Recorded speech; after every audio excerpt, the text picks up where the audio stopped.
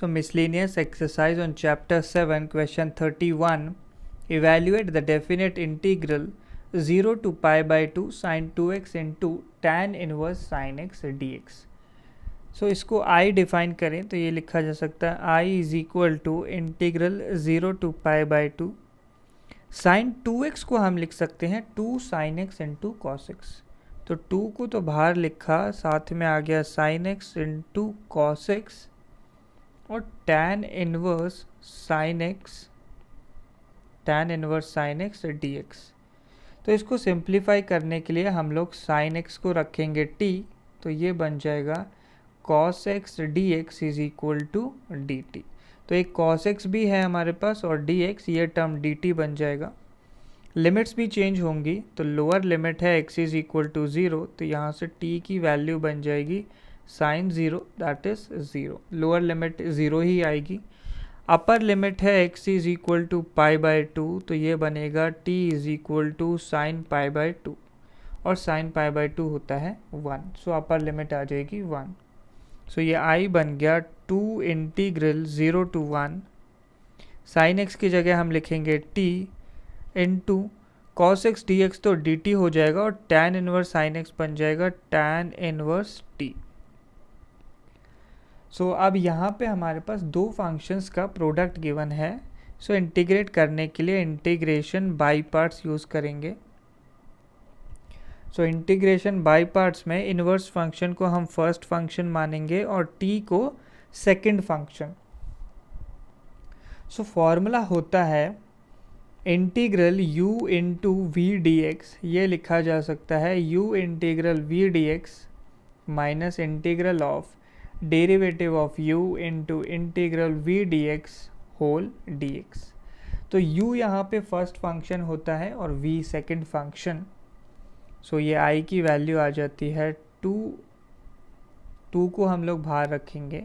सो u constant यानी tan inverse t constant integral t dt minus integral of, तो tan inverse t का derivative लेंगे तो ये हो जाएगा 1/1 plus T square into integral t d t, इस पे आएगा होल डी टी और फाइनली इंटीग्रेशन के बाद लिमिट्स रखेंगे 0 to 1। So 2 into tan inverse t, integral t हो जाएगा T square by 2 minus integral of, सो ये जो टी डी टी लिखा हुआ है ये हो जाएगा T square by 2। So 1/1 plus T square into t square by 2 और इस चीज़ पे भी आएगा whole d t and limits are 0 to 1। So दोनों ही फंक्शन में डिनोमिनेटर में हमारे पास 2 दिया हुआ है, तो ये 2 कैंसिल आउट होके बाहर वाला 2 हट जाएगा। So T square into tan inverse T है पहला टर्म। दूसरा टर्म बनता है हमारे पास minus integral T square upon denominator भी है T square plus 1 D T. तो इसे सॉल्व करने के लिए हम लोग न्यूमरेटर में एक +1 -1 करेंगे ताकि बिल्कुल एक डिनोमिनेटर जैसा टर्म बन जाएगा और हम इसे दो अलग अलग टर्म्स में ब्रेक कर देंगे। सो ये हो जाएगा T square into tan inverse T minus, so पहला इंटीग्रल बन जाएगा integral 1 plus T square upon 1 plus T square D T और दूसरा -1 है तो minus of minus plus integral D T upon 1 plus T square और इस पूरे पे होल लिमिट्स हैं 0 टू 1। तो ये बन गया T square into tan inverse T. So ये जो सेकंड टर्म है ये कैंसिल आउट होके 1 बन जाएगा, तो 1 का इंटीग्रल करेंगे तो आ जाएगा माइनस टी प्लस जो थर्ड इंटीग्रल है ये डायरेक्ट हमें पता होना चाहिए, यहाँ से वैल्यू आ जाएगी टैन इनवर्स टी। अब हम लिमिट्स रखेंगे इसमें 0 टू 1। पहले 1 रखा तो बनता है 1 into tan inverse 1 minus 1 plus tan inverse 1।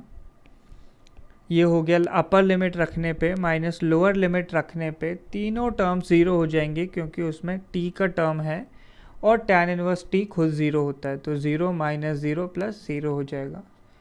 सो ये वैल्यू बन गई हमारे पास tan इनवर्स 1 माइनस 1 प्लस ये दूसरा टर्म भी है tan इनवर्स 1।